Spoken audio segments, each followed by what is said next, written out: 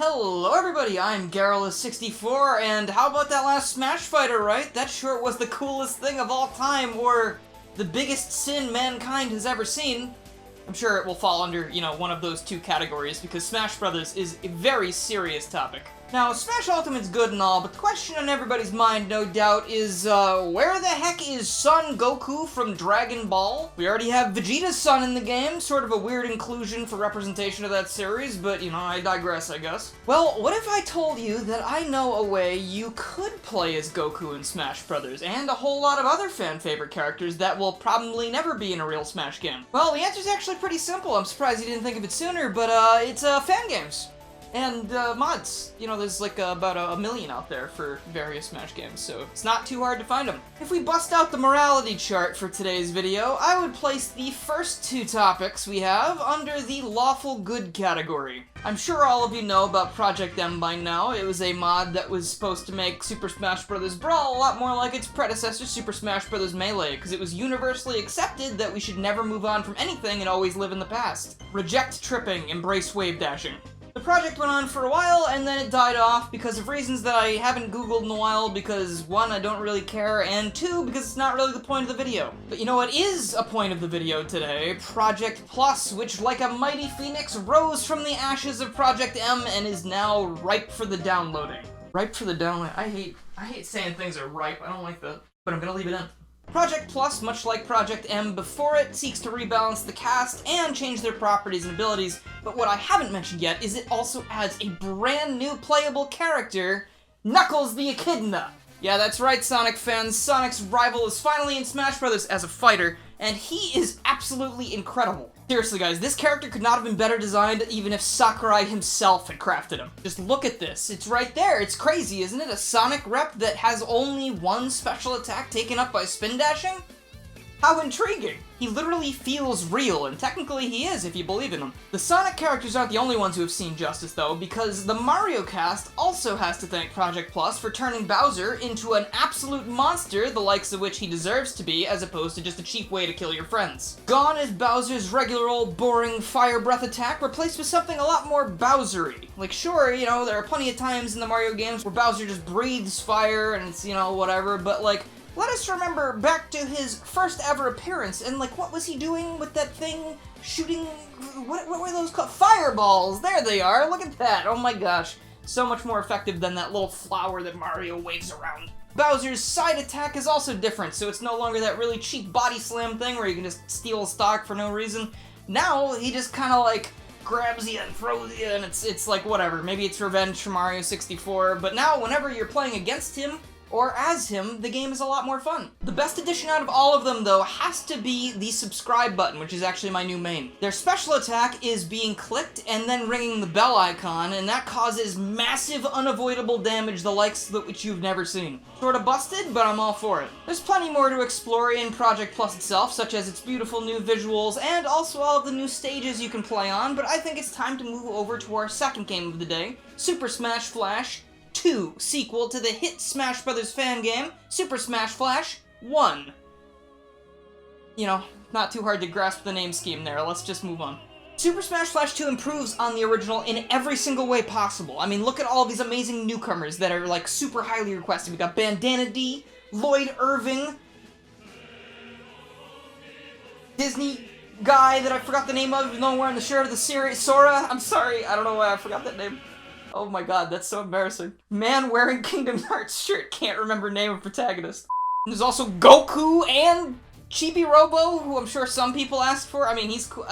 Nintendo doesn't care about him, but I do. If you look around the character select screen, you might notice that we don't even have the entire base roster of Brawl here, but that means that all of the characters here, and in Project Plus for that matter, have had the time to be finely tuned and made so you can play as just about anybody and probably win in a matchup as long as you're not just like, like mindlessly slamming the controller against the ground or, spamming down B as Kirby or something. See, I know a lot of people that did that when they played Smash Brothers, and if you do that, you are part of the problem. I'm gonna throw the spotlight over to my favorite additions now, Sora, Kingdom Hearts, Bandana D, and Waluigi. Sora's main ability here is getting this video copyright claimed by not just Nintendo, but also Disney. Yeah, fight over it, you heathens. A lot of Sora's moves from his game have made the jump over to Smash Flash 2, such as Strike Raid, Magic, Combos, and Air Combat. Sometimes his attacks will even bounce the opponent into the air a little bit, allowing for you to get more attacks, and to combine that with some like well-timed magic or strike raid, and you're taking more stocks than times they said heart in the main series of Kingdom Hearts, and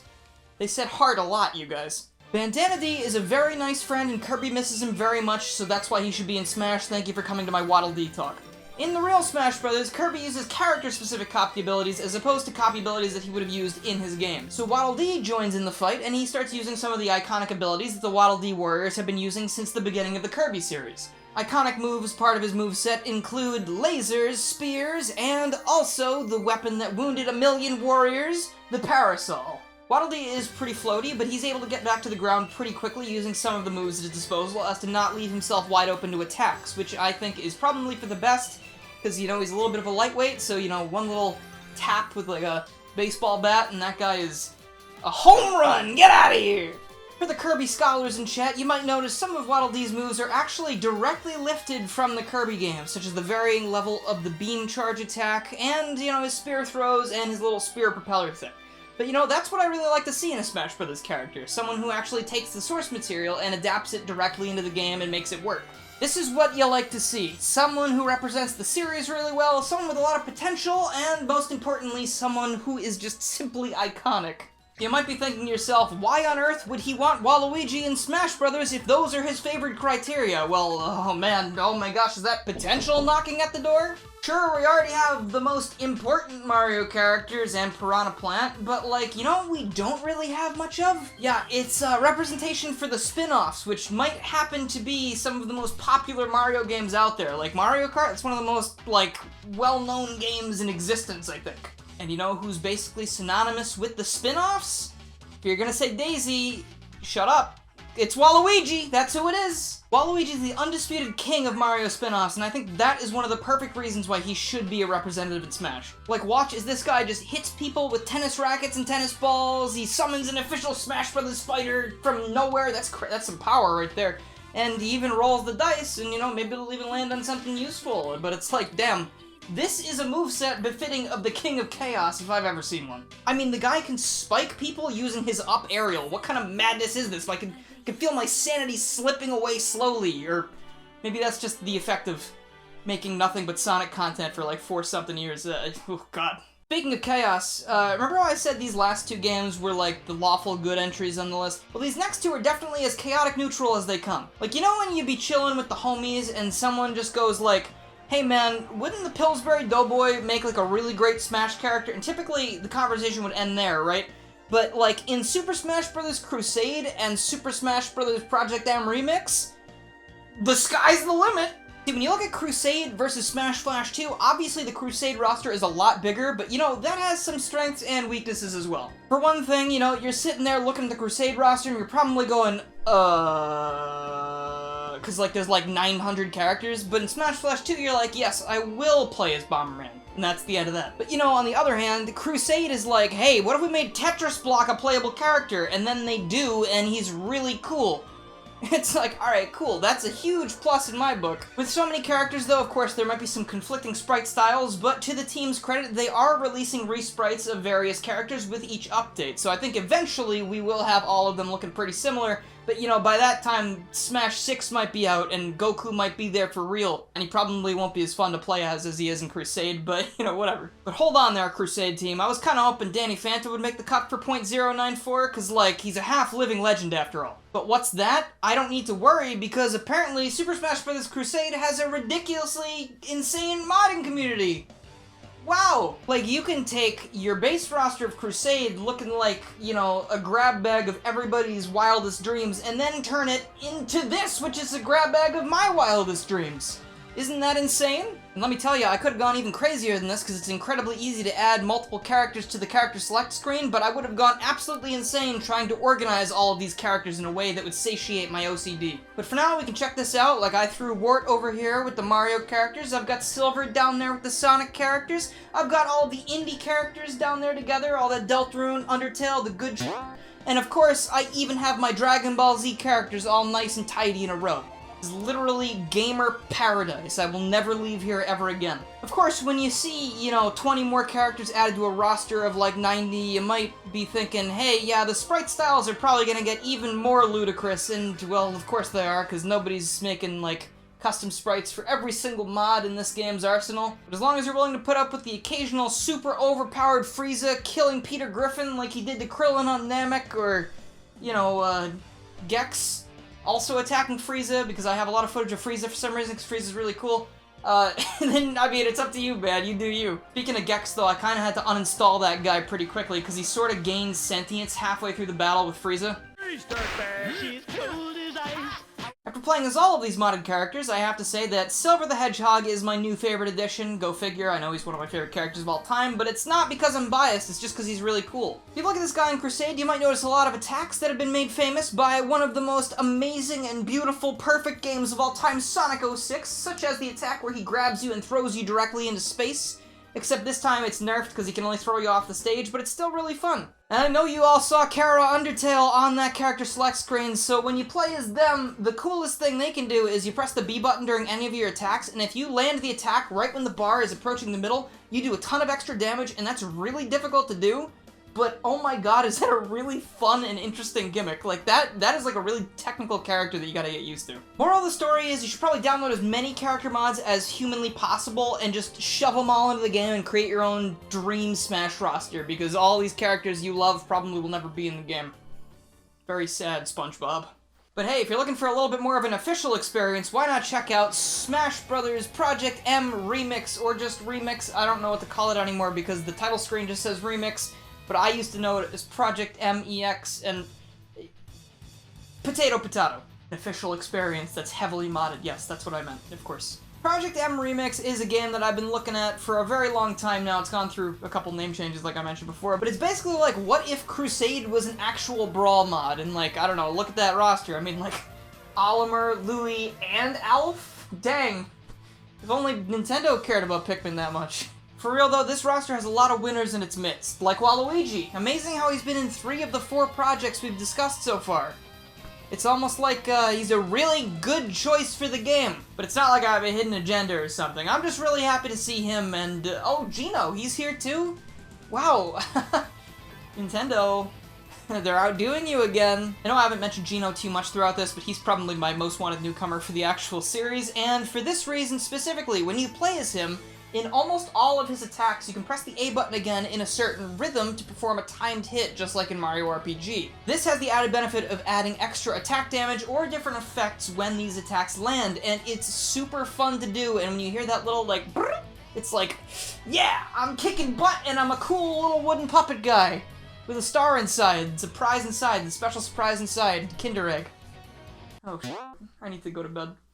Gino has got to be one of the cleanest mods I've ever seen in this game, and he's an absolute joy to play as, but don't let him take away from the fact that you can also play as Pac-Man, Joker, or Simon Belmont, and they're basically just back-ported over from Super Smash Bros. Ultimate. And they have been ported over so well that it almost just feels like playing Ultimate, except with a few improvements, actually. And oh my gosh, who's that over there? Is that Sans? I wonder if he's any fun to play as.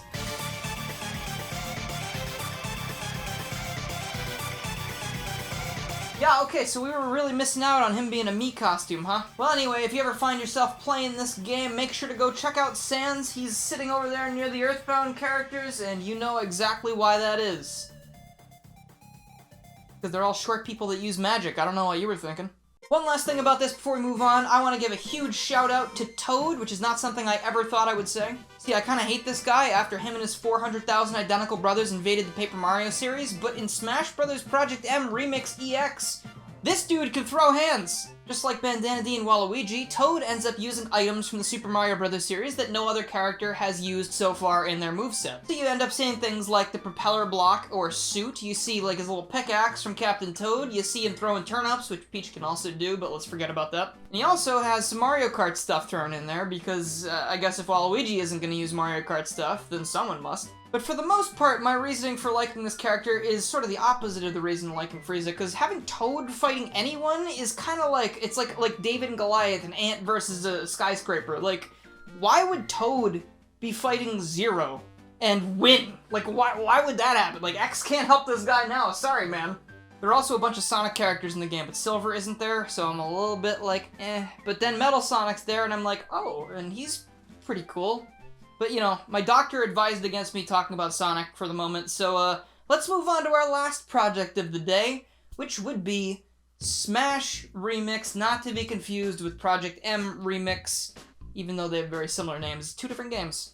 For a while, this game seemed to be a real true neutral kind of project, but with the release of the Mad Piano from Super Mario 64, I would say this has now turned into a chaotic good. Yeah, take back the keys to your life, fellas. We're the piano now. Piano keys, get it? This game is basically an expansion of the base roster of Smash 64, including characters that appear later in the series, such as Ganondorf, Bowser, Wario, and Marth. We also have some fresh faces in the form of Mad Piano and Conker from Conker. You might think you've seen Wario before, but the Smash Remix team seems to have rid him of the poison that is his modern portrayal. I don't hate WarioWare, but I really hate how Nintendo portrays Wario these days, because like he used to just be like a brutish treasure hunter that was immortal by choice. That's pretty impressive. But now he's just a walking fart joke, and that's really unfair, dude. Smash Remix Wario, on the other hand, instead bases all of his moves on the Wario Land games, which I think makes a lot more sense than giving him a motorcycle and making him expel toxic gases. Removing some of those more unsightly things from Wario's moveset sort of clears the conscience about actually playing as this character, and he also retains his, like, air mobility and his brutish strength, so he's, like, super fun to play as when you're just, like, barreling into people, and it just feels great. And I know I've already talked about Bowser once, but I think I talked about Waluigi twice, so this will just even the odds. Bowser is better in this as well, because they styled him after his Mario 64 counterpart, except he looks better than he did in that game. I'm just sitting here looking at some of these attacks landing, and I'm like, dang, that would definitely kill me if Bowser was real and he wanted to kill me, and I think that's exactly what we should be looking at for future Smash fighters. And yeah, I didn't really have any other way to describe how Bowser feels, but you pretty much get what I mean, right? Like, he's an absolute beast in this game, and he's really fun to play as, but my brain is completely zonked from standing here recording and trying to do improv. But yeah, Smash Bros. Mods and fan games are incredible. You can fight Gex. What else would you ever want? Also, I guess the other moral of the story is that if Bowser was real, we would all be completely boned. No one would be able to stop him. Sleep tight. If Bowser was real, do you think he would be my friend? Congratulations, you made it to the end of the video! Not many people make it here, so if you made it this far, please let me know down in the comments. It's almost like you're in a cool little secret club for making it this far. You're cool. If you like this video and you haven't already, please make sure you subscribe, click the bell, follow my Twitter, and join the Discord to keep up with more Smash Bros. And other things that aren't Smash Bros, because I do a lot of things. I'd also like to give a huge thank you to my current supporters, who are Francis Gam, please tell me if I mispronounced that, I think I did, Brady Hilkemeyer, Noah Wizbios, Mailman019, Kaido the Samurai, Danny Lee Dauber, Mike TGC, Chaotic Mercenary, Dax, T-Bone APH, The 7 Superstars, Crystal, Ty Little Tech Guy, PM13, Chaos, Jeremy, Dork in a Hat, Mega Traffic Cone, and on Patreon, Noah Wizbios, T-Bone APH, and John the Real Waluigi. I would also like to give a huge thank you to my $1 supporters, who are also really cool. Remember, even $1 helps. It also gets you access to things like the Discord chat, where we post special updates and sometimes blooper stuff, and just stuff about the channel in general. And you also get access to all of the members-only videos that have been released over the last year and a half or so. There's like 30-ish, I think. More to come eventually, I just don't have any plans right this second. But anyway, thank you guys so much for watching, and I will see you guys next time.